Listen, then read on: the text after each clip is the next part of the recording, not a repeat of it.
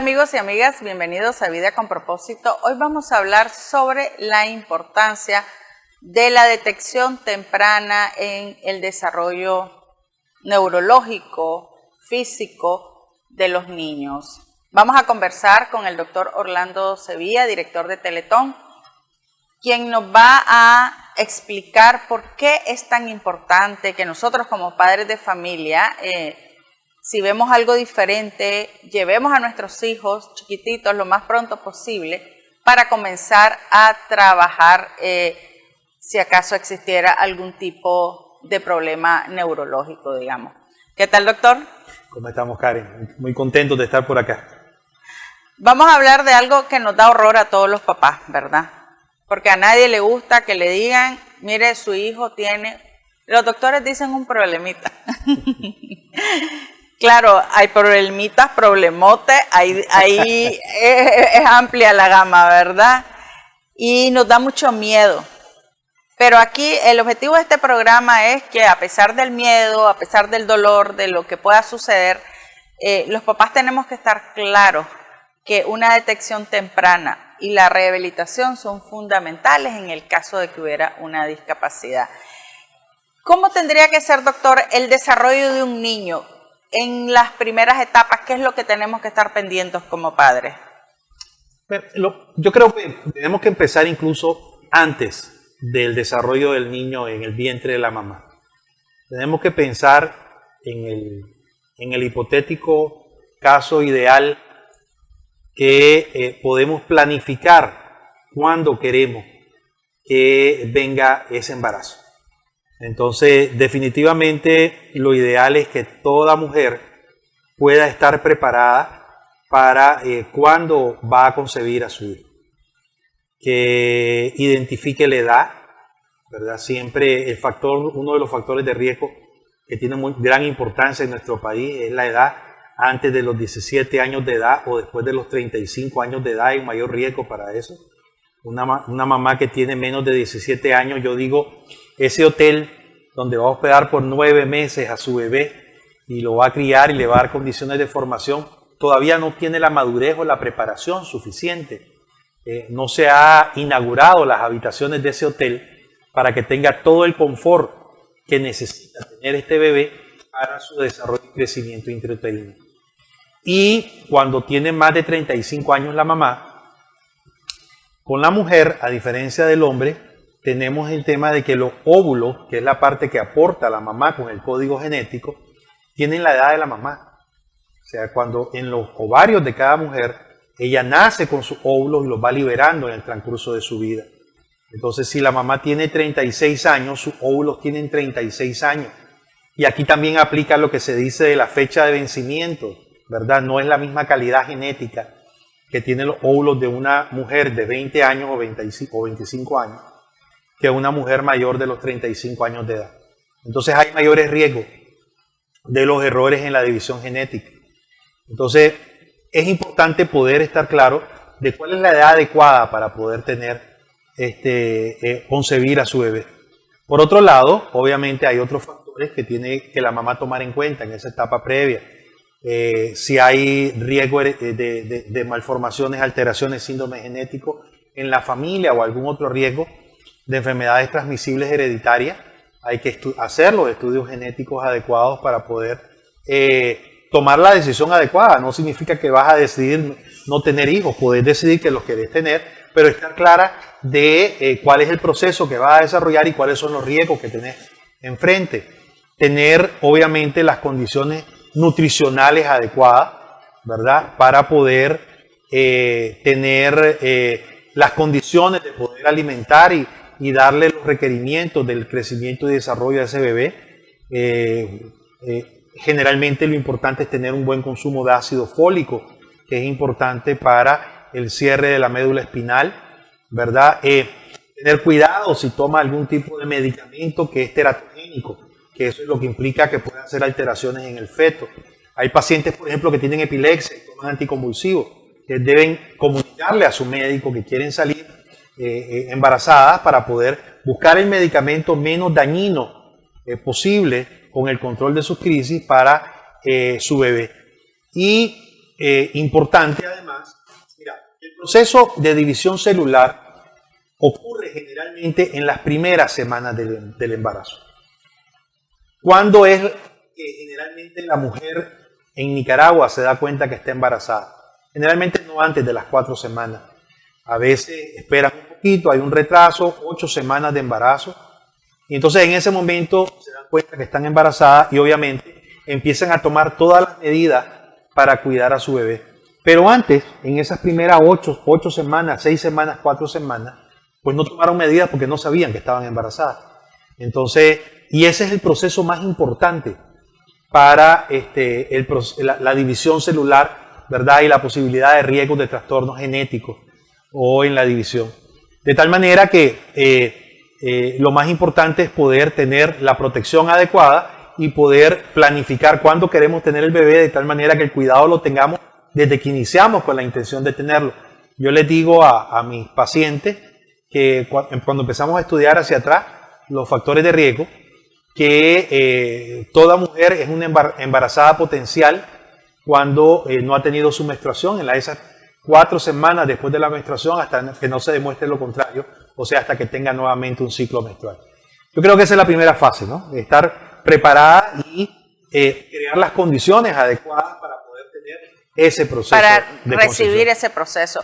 Entonces, digamos que podría ser la mejor época para una mujer, hablando biológicamente, ¿verdad? Es de 20, 22 años hasta los 35. Hasta los 32, 33 años. Es como lo mejor, lo que se podría desear, lo deseable, ¿verdad? Exactamente. Es lo ideal. Y que sea un embarazo deseado, planificado, de tal manera que pueda tener las condiciones nutricionales adecuadas, que si toma algún medicamento tiene otras enfermedades adicionales, bien sea la diabetes, bien sean trastornos de útero, bien sea el hipotiroidismo, hipertiroidismo, epilepsia, hipertensión, en fin, cualquier otra enfermedad, pueda llevarse los controles adecuados para que esté en condiciones, ¿verdad?, de poder concebir a su bebé y desarrollar ese proceso concesional. Posteriormente, obviamente, no solo es la mamá, también es el papá, ¿verdad? Y aquí van los hábitos nutricionales, el no consumo de drogas, licor y otras sustancias que pueden alterar a los espermatozoides. Los espermatozoides sí se producen después de cada eyaculación, entonces digamos que no se aplica el tema de la fecha de vencimiento, pero sí se aplica el tema de todos aquellos factores que pueden influir sobre el órgano que produce los espermatozoides. Es decir, que en el hombre está formando espermatozoides, y entonces si es una persona que está consumiendo alcohol, droga, va a influir sobre la calidad genética de ese espermatozoide. Obviamente, porque los testículos, que son los que producen los espermatozoides, ¿verdad? Pues el espermatozoide no tiene la edad del hombre, pero el órgano que lo produce sí, ¿verdad? Entonces, sí está influenciado por todos los efectos externos que pueda tener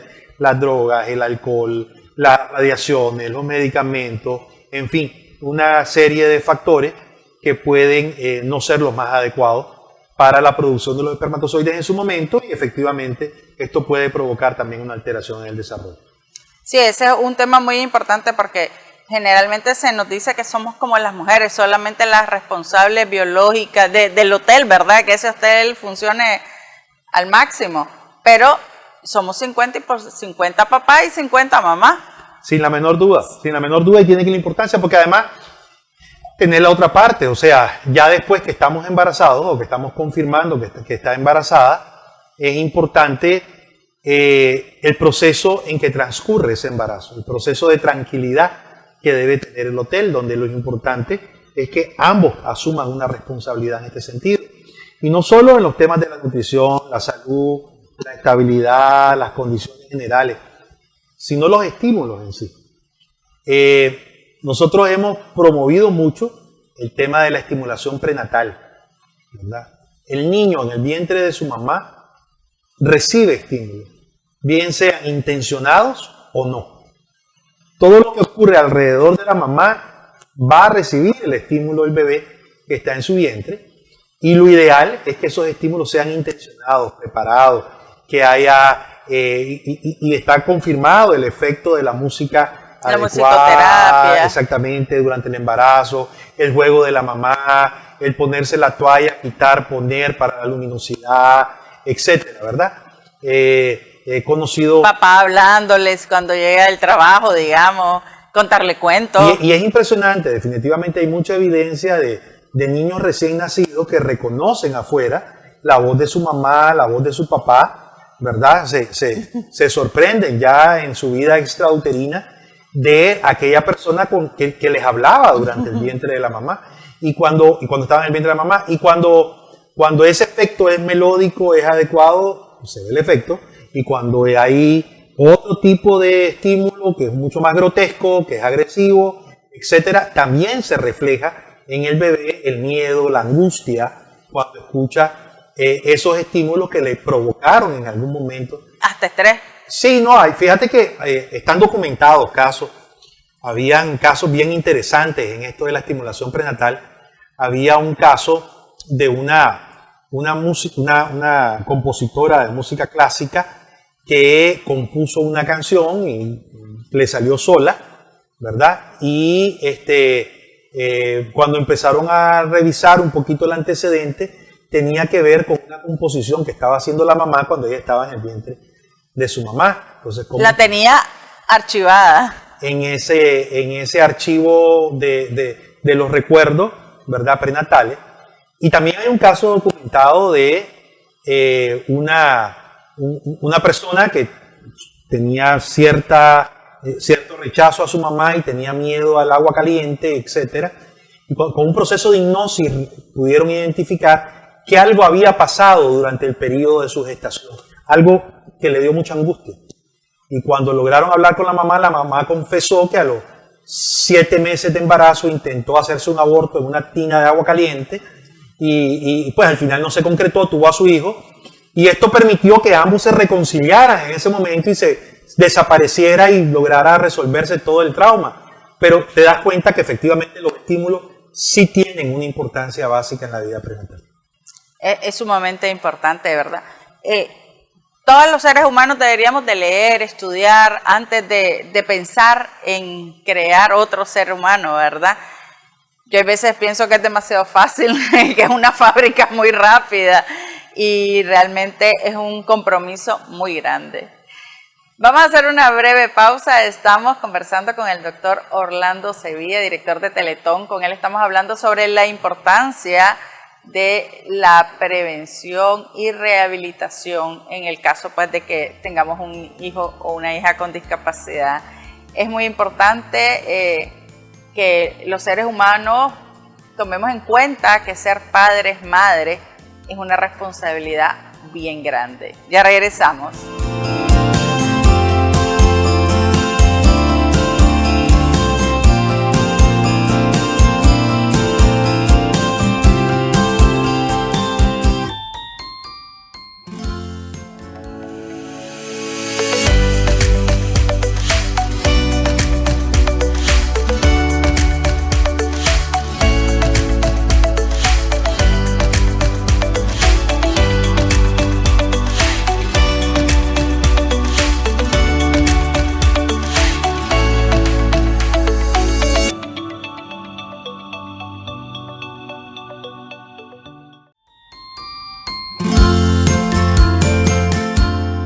Estamos de regreso en Vida con Propósito conversando con el doctor Orlando Sevilla. Con él estamos hablando sobre la importancia de prevenir que los niños adquieran algún tipo de lesión.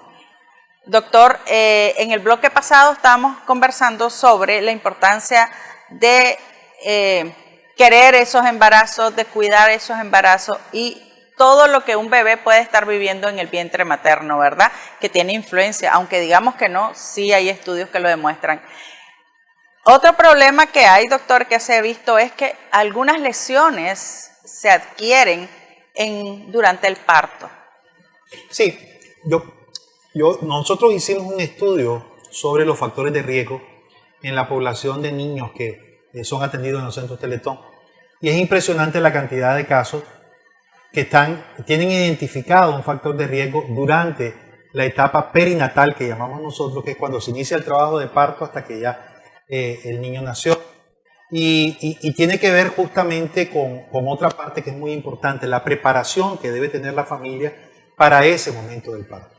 El momento del parto es algo muy importante, es el momento en el que es traumático tanto para el niño como para la mamá. O sea, hablábamos de la importancia de ese proceso fisiológico en el cual el niño pasa por el canal, sale por el vientre de su mamá y se van estimulando los bronquios, ¿verdad? Y respira, sale, versus el momento cuando es requerida la cesárea y entonces le abren la pancita y el niño está dormido y sale y de repente, bueno, ya yo, ¿qué hago yo aquí? O sea, ya estoy aquí afuera, me pusieron en la calle, ¿verdad? Y es un símil más o menos de lo que ocurre. Pero también eso es provocado por los factores importantes que pueden ocurrir durante ese proceso.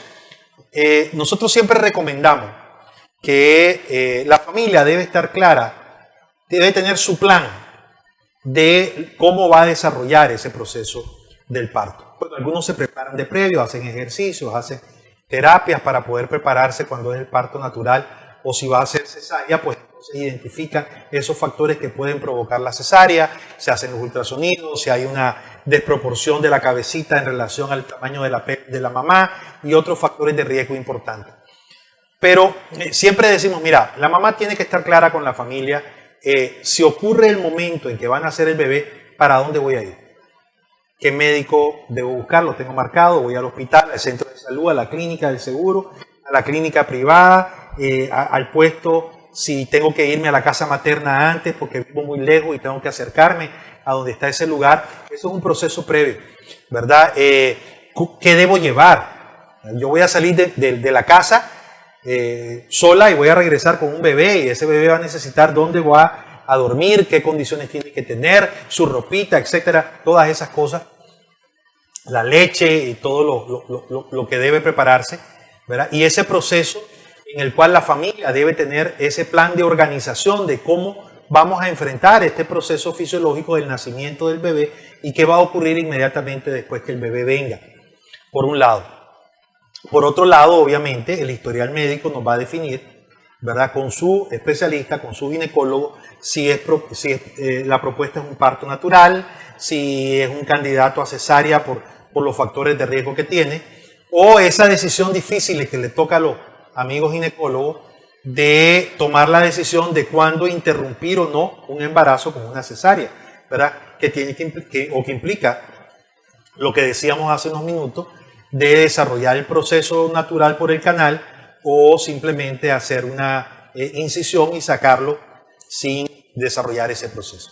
Entonces es muy importante, hay muchos niños que los factores de riesgo identificados están alrededor de este proceso, ¿verdad?, de nacimiento del bebé y debe tomarse muy en cuenta.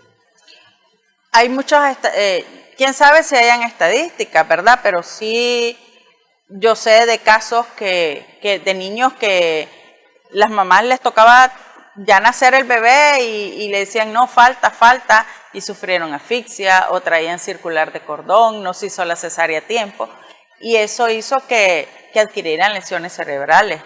Entonces, no sé si está documentado, pero sí he sabido de esos casos, doctor. Yo creo que sí, porque fíjate que, bueno, en el Ministerio de Salud el binomio madre-hijo es muy importante. Entonces, todos los casos de nacimientos difíciles o factores de riesgo importantes o muerte materna o muerte del niño son documentados y se llevan a casos, etcétera. Entonces, realmente hay protocolos y los expedientes sí deben tener reflejados los procesos desarrollados. Pero hay de todo, o sea, eso tiene mucho que ver con el manejo, no solo a nivel del equipo médico, que es importante, y además la calificación del equipo médico y paramédico, ¿verdad?, para este tema, como incluso en el momento en que la mamá llega al hospital. Porque entonces a veces, generalmente, ¿qué es lo que ocurre?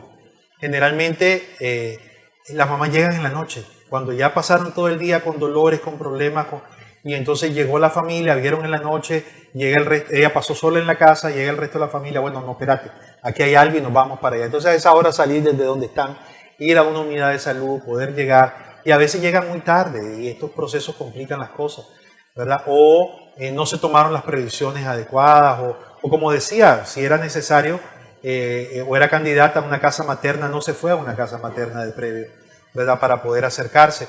Y también los posteriores, si la mamá es diabética o tuvo alguna otra alteración o riesgo, tiene hipotiroidismo, inmediatamente hay que hacer los controles y identificar, ¿verdad?, los posibles factores que pueden complicar a este niño.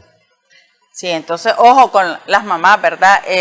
Mamás y papás, cuando ya está a punto de nacer el bebé, no hay que dejar pasar nada. Cualquier alarma, hay que buscar hospital, centro de salud, casa materna, lo que esté más cerca. Lo que les corresponda, y ojo con eso, es lo que te decía, no dejarlo al azar a lo que esté más cerca, sino más bien tener ese plan de cuando ocurra, aquí voy a ir, este es el número de teléfono que voy a tomar, o esta es la unidad de salud que voy a buscar, quién me va a llevar, aquí está la maleta preparada, quién avisa al resto de la familia. Ese plan debe crearse para poder, es como el plan de emergencia, pero en este caso la emergencia es que ya llegó el bebé. Así es como los sismos, como nosotros que somos un país sísmico y verdad tenemos que estar todos preparados, asimismo para esa llegada tan especial. Tal vez es que no hay esa conciencia de la importancia del parto, no existe, lo vemos tan natural, y es cierto, es natural, pero hay que cuidarlo también, el parto. Doctor, una vez que ya nació el bebé, ¿cómo son las etapas de desarrollo? A los 3 meses, ¿qué tiene que hacer un bebé? Un bebé sano. Mire, el desarrollo del niño tiene un énfasis cefalocaudal, decimos nosotros, de la cabeza a los pies. El desarrollo viene, y entonces vemos que un niño al mes debe tener ya movimiento de los ojos, ¿verdad? A los 2 meses debe sonreír, ya va por aquí por la boquita, debe sonreír con mamá. A los 3 meses debería empezar a tener ya el control cefálico. Importante, mientras no haya control cefálico no va a tener el resto. Ya posteriormente. Como decimos cuando levanta la cabecita. Cuando ya sostiene así, la cabeza. Sostiene un poquito la cabeza. Cuando ya puede sostener la cabeza solo y no tienen que. Y después como a los 5 meses ya empieza a darse vuelta, ¿verdad? 6, 7 meses ya se sienta. Posteriormente empieza a gatear. El gateo es muy importante. Hay muchas familias que les ponen andarivel y se saltan la etapa del gateo, ¿verdad? Se la saltan de un solo y pasan a los andariveles. Y después tenemos trastornos ortopédicos por eso, porque no desarrolló la musculatura necesaria para poder dar los pasos. Y entonces después viene el sentado, viene el caminado con ayuda, y el caminado solo, y vienen las etapas del lenguaje, y empieza a desarrollar el lenguaje. Y es aquí donde tenemos que empezar con otra etapa importante que es... 0 al 1 año, digamos. Sí, y es aquí donde tenemos que empezar con esa etapa importante que es identificar cuáles son los factores que me pueden anunciar que algo no está bien en el desarrollo de mi hijo. Definitivamente. Y por eso es importante la evaluación no solo del crecimiento del bebé, no solo la talla, no solo el perímetro cefálico, no solo el peso, sino también el desarrollo. Y el desarrollo está vinculado justamente a estos ítems que están marcados en las etapas de desarrollo del niño. Así es. Sí, porque digamos ahí es donde vamos a ver también el desarrollo neurológico. Entonces hay que estar pendiente. Vamos a hacer una breve pausa. Estamos conversando con el doctor Orlando Sevilla, director de Teletón. Con él estamos hablando sobre prevención y detección de cualquier tipo de trastorno neurológico. Ya regresamos.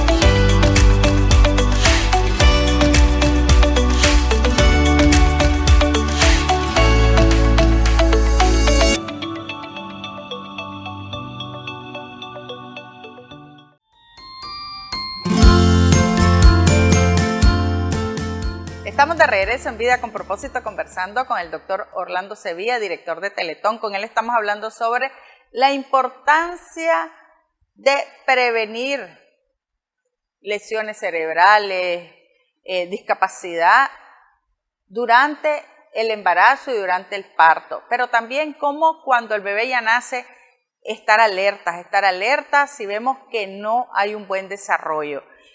A los 3 meses decimos, doctor, que ya el bebé tiene que comenzar a levantar la cabecita, ¿verdad? A las 5 a rodar, digamos. Entonces, esos son síntomas de que algo no está bien, aunque la gente diga, no, es que todos somos diferentes. Sí, somos diferentes en un espacio de 1 semana, 2 semanas, pero todo tiene que ir como en un orden. Sí, eso es importante porque entonces cuando empiezan a decir, no, es que es perezosito, es haragancito, y por eso no lo desarrolla. Es muy importante, sobre todo con las mamás que tienen otros hijos. Obviamente todos empiezan a comparar el desarrollo de sus otros hijos en relación a este bebé y empiezan a ver que no está igual a la norma. Y algunos le dicen, no, es que no todos son iguales. Y al final, una de las cosas que siempre decimos en medicina es, siempre hay que escuchar a la mamá, porque ella siente cuando algo no está bien y hay que investigar y hay que profundizar. Entonces, generalmente, por ejemplo, estos ítems del desarrollo están marcados a una norma, que es lo que usualmente va desarrollando en determinadas etapas de la vida todos los niños. Cuando un niño se sobrepasa esas etapas, cuando un niño tiene 6 meses y no sostiene su cuello todavía, cuando un niño tiene 6 meses y todavía no hay seguimiento visual, cuando un niño tiene 1 año o año y medio y todavía no se sienta, cuando un niño tiene 2 años y todavía no camina, cuando un niño tiene 3 años y no ha desarrollado lenguaje, ¿verdad? Aunque sea básico, cuando un niño empieza, y aquí es la parte cognitiva que se diagnostica después de los 6 años, pero cuando un niño empieza a repetir primer grado, ¿verdad? Aunque haga esfuerzos la familia y no puede, entonces todos estos son indicadores de que algo no está bien y definitivamente hay que buscar un especialista que nos ayude a identificar si hay o no hay un retraso en el desarrollo. Hay una escala que yo recomiendo muchísimo, es la escala CLAP, la escala de la Confederación Latinoamericana de Perinatología. Es bien sencilla, está dividido por áreas, el área motriz, motora gruesa, motora fina, social, lenguaje, ¿verdad? El autovalidismo y la comunicación. Y entonces nos va marcando en esta tabla cuáles son los ítems que debes ir tomando en cuenta. Y cuando vos ves que la desviación del desarrollo de tu hijo pasa el tiempo y es muy grande, no está bien. Y hay que salir a buscar ayuda. Y si alguien nos dice, mire, es que es haragancito, o tenés que tener la claridad de que todos los niños son diferentes. Yo creo que la principal claridad que debemos tener es que tengo una duda. Y si tengo una duda y no estoy segura, lo mejor es ir a verlo. Cuando uno sale de la casa y tiene la duda sobre si apagó o no apagó el fogón, lo mejor no es irse con la duda, es regresar y ver si está. Entonces, si nosotros, y valga la comparación, ¿verdad? Y si nosotros vemos que algo en el desarrollo de nuestro hijo no está bien, pues vayamos a buscar ayuda y vayamos a buscar a alguien que nos ayude a evaluar su desarrollo, a evaluar los antecedentes, a ver si hay factores de riesgo y a identificar lo más temprano posible si hay una alteración en el desarrollo. Porque entonces esa es una forma de prevenir la discapacidad. Yo puedo tener un daño, pero si yo actúo tempranamente, puedo llegar a no tener una discapacidad. Al final la discapacidad es cuando una persona en igualdad de condiciones con otra no puede desarrollar las mismas habilidades que esta persona producto de una deficiencia o de un daño. Y entonces eso limita a la persona a poder desarrollarse socialmente. Y nosotros hemos visto muchos chavalos que detectándolos tempranamente, hemos logrado compensar su desarrollo con un buen estímulo. O si hay alguna alteración en el desarrollo un poco más profunda, hemos logrado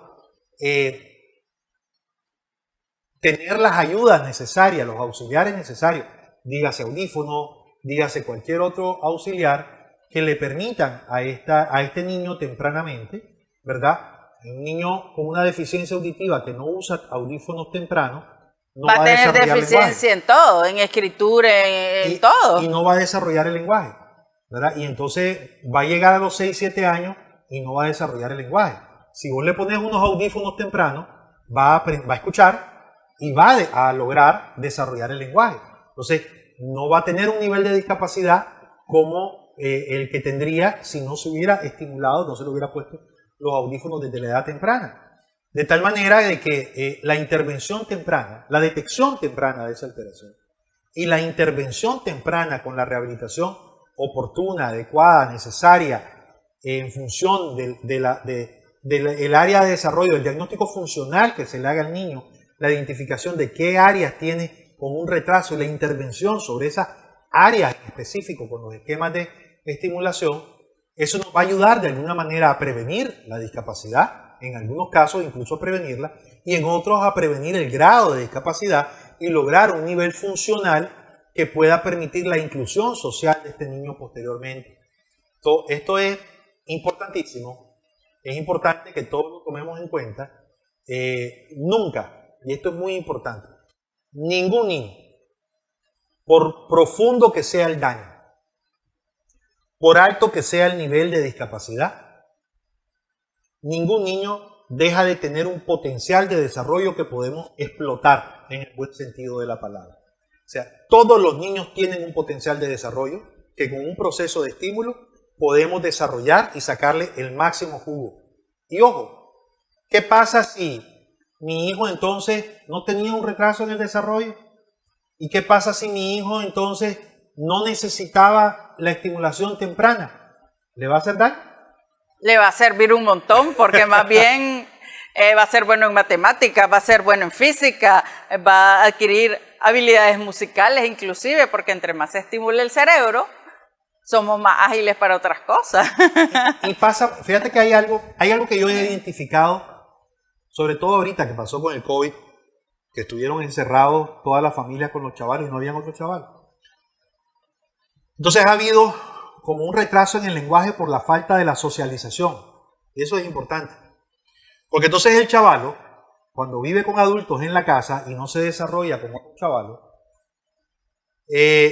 no desarrolla el lenguaje. Todo señala y entonces habla una jerigonza. Entonces vos le preguntás a la familia, ¿con quién más vive en la casa? No, solo con nosotros los adultos. Ok. Y cuando él necesita algo, ¿ustedes lo entienden? Entonces, sí, claro, y él nos pide las cosas y nosotros entendemos. Hace como mi hijo. Ajá, exacto. El dedito, este dedito lo tiene bien ese bueno. Es el dedito dictador, sí. el del rey, el del monarca. Sí. Entonces, ¿qué pasa? Que sí ha habido un proceso de aprendizaje del lenguaje, pero un proceso de aprendizaje del lenguaje de los adultos que aprendieron el lenguaje que les impuso el niño. Porque el lenguaje es producto de la necesidad de comunicación. Entonces, cuando el niño quiere algo, le enseña a los adultos su lenguaje, entonces no necesita aprender ningún lenguaje. ¿Para qué? Si me hacen caso a todos. Yo te pregunto, ¿vos sabes chino? ¿Vos sabes chino? No. ¿Y por qué no sabes chino? Porque no lo necesito. Porque no lo necesitas. Si estuvieras en China en 3 meses aprendes el chino porque necesitas para desarrollarte. Entonces eso le pasa a los chavalos. Le enseñan en casa a los padres su lenguaje y no lo necesitan. Llevas a ese chavalo a un preescolar o a un colegio y como el círculo social no le permite otra cosa si no aprende el lenguaje de todo, inmediatamente salen hablando los chavalos, dice. Y eso es cuando falta la socialización. Es muy importante. Hay muchos papás que tenemos miedo de tirar a nuestros hijos cuando tienen discapacidades. ¿Qué le van a pegar? ¿Qué le van a hacer? Pero bueno, estamos en el mundo. Tienen que aprender a defenderse, ¿verdad? Porque no vas a estar todo el tiempo. Yo no, así es. Eso es algo que me costó entender, pero ya lo entendí. Y mi hijo, por ejemplo, hasta hace 4 años fue a rehabilitación, a equinoterapia, que iba a un proceso y él iba a lo que es educación, es decir, no solo montaba el caballo, sino que cuidaba el establo, le daba de comer, ya preparándolo como para la vida.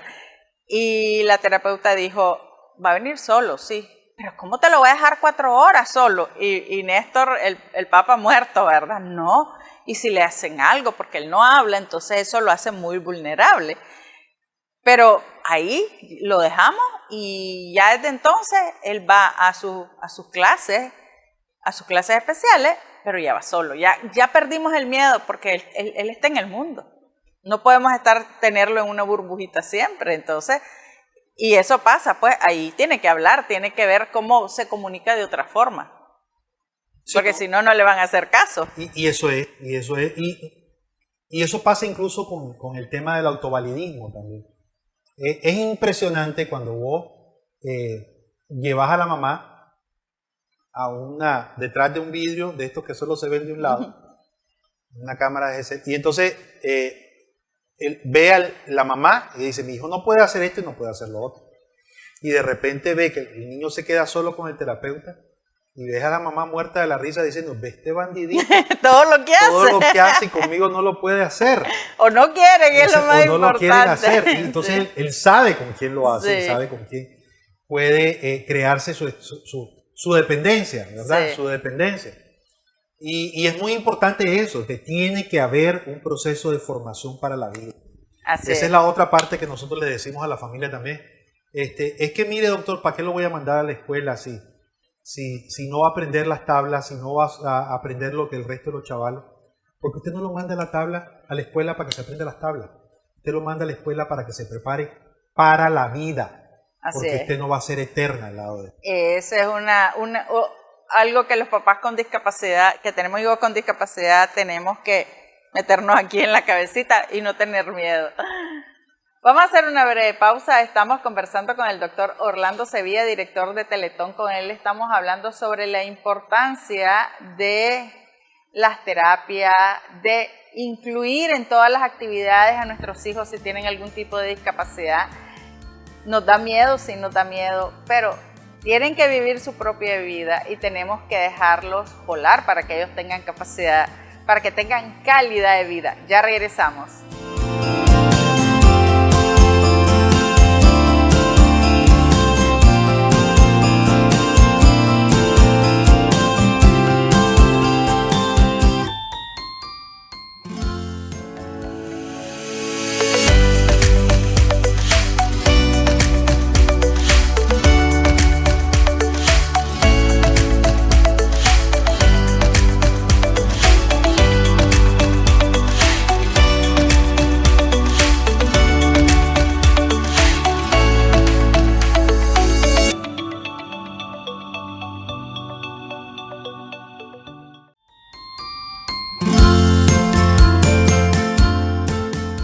Estamos de regreso en Vida con Propósito conversando con el doctor Orlando Sevilla, director de Teletón. Con él estamos hablando sobre la importancia de detectar tempranamente si nuestro hijo o hija tiene algún problema neurológico. La discapacidad inclusive se podría prevenir si tenemos estímulos tempranos, ¿verdad, doctor?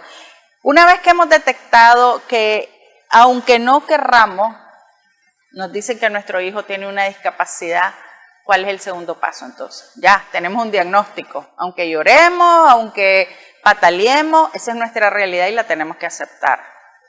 Sí, y es muy importante, primero, eso, aceptar, ¿verdad? El proceso de duelo que vive la familia es duro y es importante vencerlo porque si no aceptamos nuestra realidad, no aceptamos que nuestro hijo, pues al final no tiene el nivel de desarrollo que tiene el resto de los chavalos, pero tiene potencial de desarrollo.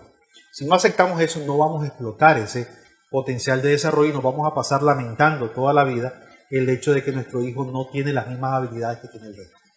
Hay un poema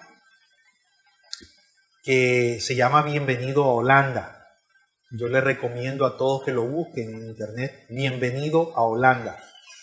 Y entonces la poeta dice, es la mamá de un niño con discapacidad y dice, a mí me preguntan frecuentemente qué significa tener un niño con discapacidad. Y yo les digo, es como cuando vos estás en un grupo y planificás con todos que van a ir de vacaciones a Italia. Y entonces vos empezás a buscar tus manuales para Italia y entonces la torre de Pisa y quiero ver tal cosa y quiero comer tal cosa y quiero conocer esto y quiero averiguar sobre esto y haces todo un plan de trabajo de tus vacaciones y todo lo que vas a revisar y ver en esas soñadas vacaciones en Italia donde vas con todo el grupo. Y de repente te montas en ese avión y cuando estás aterrizando te dicen, bienvenido a Holanda. ¿Cómo que Holanda? Si yo voy a Italia, todos me están esperando, mis amigos en Italia, tengo planes en Italia, ¿cómo que Holanda? Y entonces le dicen, bueno, mire, estamos en Holanda, aquí es donde vamos a aterrizar y no hay viaje a Italia, se va a quedar en Holanda. Y si nos seguimos lamentando toda la vida, los que no pudimos ir a la Torre de Pisa ni comer los macarrones como lo queríamos comer en la Plaza San Pedro, nos vamos a perder todo lo que tiene Holanda. Y vamos a estar renegando toda la vida. Y cuando logramos aceptar de que estamos en Holanda y que es aquí el lugar, entonces nos vamos a dar cuenta que Holanda tiene Rembrandt, y que tiene molinos de viento. Tulipanes. Y tiene tulipanes, y tiene los suecos, y tiene un montón de cosas que definitivamente nos estamos perdiendo si no las aprovechamos. Entonces, eso mismo nos pasa. O sea, tiene que haber ese proceso de trabajo sobre el duelo. Hay que buscar ayuda. No podemos solo los papás. Hay que buscar ayuda. Porque fíjese que generalmente la primera fase es la ruptura de la pareja, ¿verdad? Porque entonces empiezan las frustraciones. Y en medio de las frustraciones, la etapa de la negación, el por qué yo y después las culpas. Es tu familia la que tiene los genes defectuosos. Parece de broma, pero no, así es. Y entonces es el momento de la ruptura. Y si no hay un acompañamiento que nos ayude a pensar, mira, no es ni tu culpa ni la mía, y no es lo más importante en este momento. Lo más importante es que hay un ser que necesita de nosotros. Y necesita que creamos en él. Que veamos no lo que no puede hacer, sino que veamos su capacidad. Y que entonces, identificando esa capacidad, podamos empezar a trabajar sobre ella para sacar lo mejor de ella. Entonces, eso es lo primero.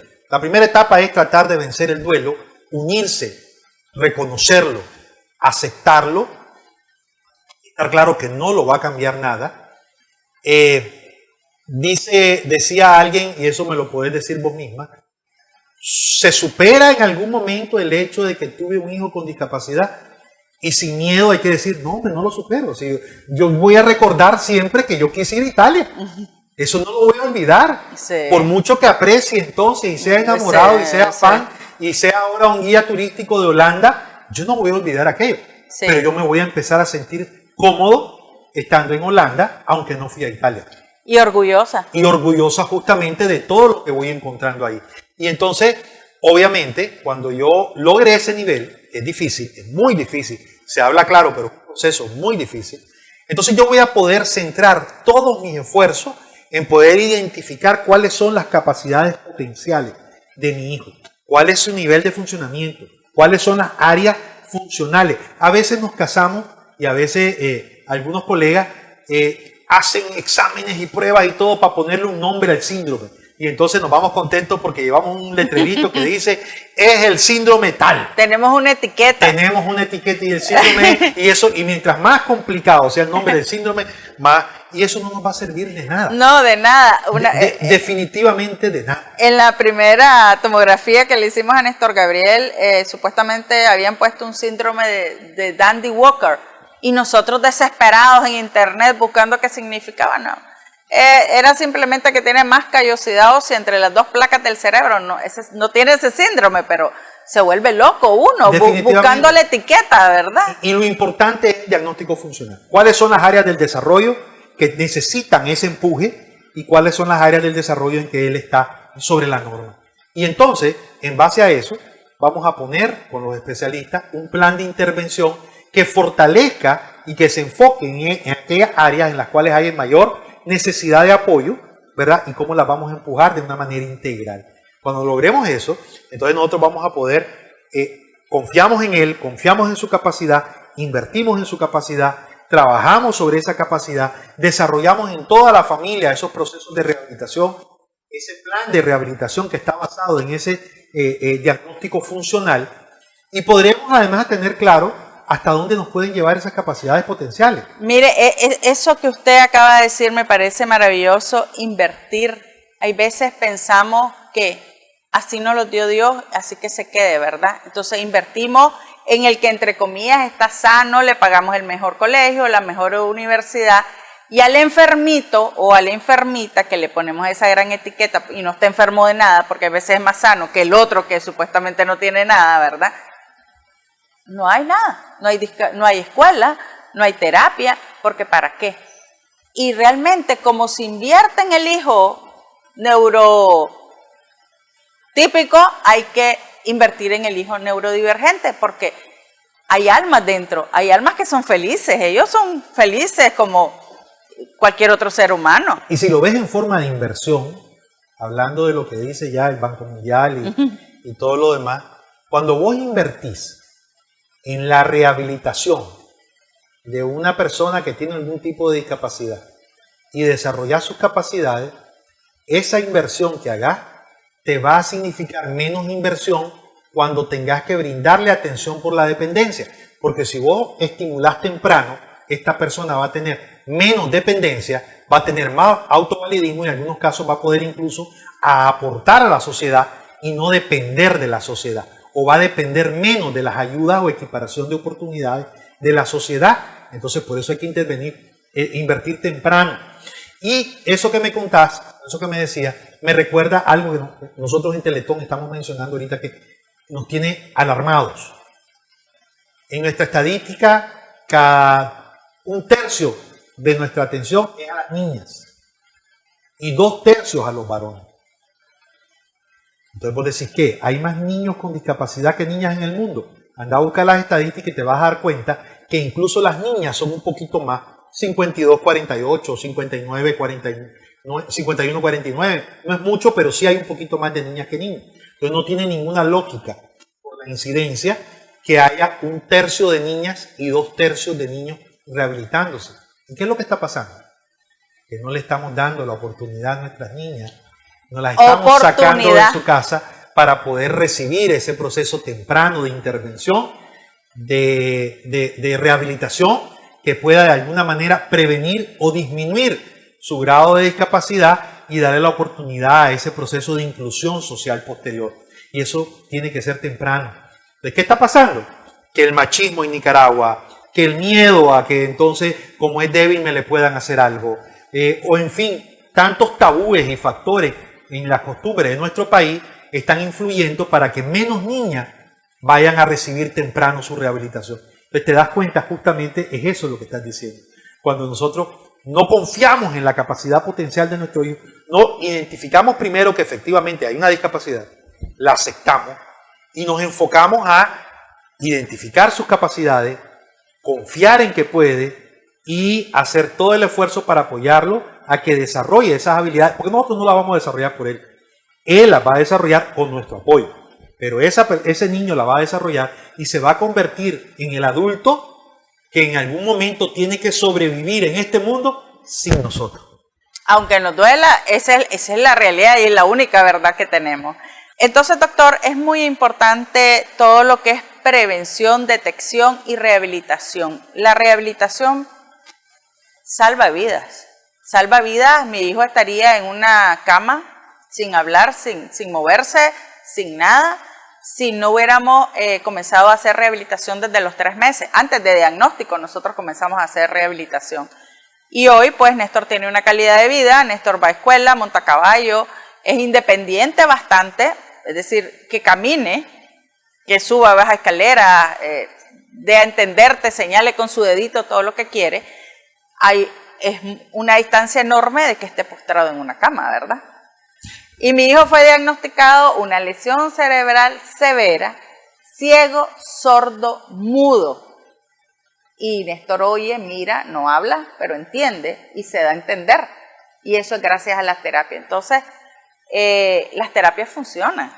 Y te voy a decir algo, y me voy a enfocar en esto.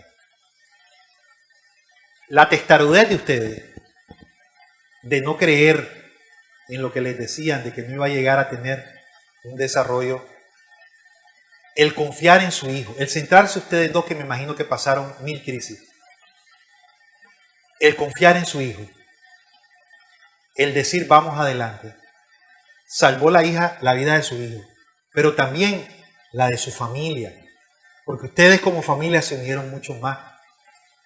Y ¿saben qué? También de la sociedad, porque hoy en este canal ustedes dan un testimonio de lo que significa para la vida, para la familia y para la sociedad el que Néstor hoy en día haya vencido todos esos pronósticos que nos habían dado de que no iba a llegar a hacer nada. Sí. Y que hoy sea Néstor, simplemente Néstor, Néstor, sí. nada más. Y por eso nosotros decimos, y esto es muy importante, yo le robo esa frase a Mario Kreuzberger, don Francisco, que me encanta, y él dice, cuando rehabilitamos a un niño, rehabilitamos a una familia y rehabilitamos a una sociedad. Y de eso se trata, de prevenir, de prepararnos, de identificar temprano, de tener esa curiosidad y de tener, y vuelvo a poner el ejemplo tuyo y de Néstor, la testarudez de no creer cuando me digan no va a poder y decir yo creo en él y voy adelante. Y prefiero en este cierre dar un reconocimiento a ustedes dos por lo que han hecho por su hijo, por ustedes y por la sociedad nicaragüense. Muchísimas gracias, doctor, por estar aquí con nosotros. De eso se trata Vida con Propósito, de llevar esa luz, de llevar esas palabras, ¿verdad? Porque como Néstor y yo hay montones de papás que quizá hoy están recibiendo ese diagnóstico o lo recibieron ayer y sienten que no van pero ni a Holanda ni a Italia, pero ni a ningún lado, ¿verdad? Ojalá la que va a Holanda, cuando hay ese diagnóstico, lo que te querés es morir. Pero hay luz, hay esperanza y ese es el propósito de este programa, de llevar un poquito, de aportar de que sí se puede y de que creamos en nuestros hijos, de que no los limitemos, porque a veces sí tienen su discapacidad, pero somos nosotros los que los discapacitamos, sí. Todavía más de lo que tienen. Totalmente, porque la discapacidad incluso tiene una envergadura social. Entonces el desenvolvimiento social es el que lo hace, ¿verdad? Y cuando todos aprendamos que el tema no es de limitar, sino de equiparar oportunidades, nos vamos a dar cuenta que cuando terminamos la secundaria, todos escogimos la carrera en la cual sentíamos que teníamos más capacidad, sí. No en aquella que nos costaba un poquito más. Si nos centramos en esa capacidad, vamos a tener mejor desenvolvimiento en la vida. Y a ustedes, amigos y amigas, gracias por haber estado aquí en Vida con Propósito. Les recuerdo que nos pueden ver en las redes sociales de Extra Plus TV y nos pueden ver en Karen.vidaconpropósito en todas las redes sociales. Ya sabes que hay que estar alerta. Si vemos algún síntoma en nuestros hijos, no hay que tener miedo. Y si hoy te están dando la noticia de que tu hijo o hija tiene una discapacidad, no es el fin del mundo. Hay que amar, hay que darle el chance y la oportunidad a ese hijo o hija de ser felices y ser nosotros también felices con ellos. Sí se puede. Hasta la próxima.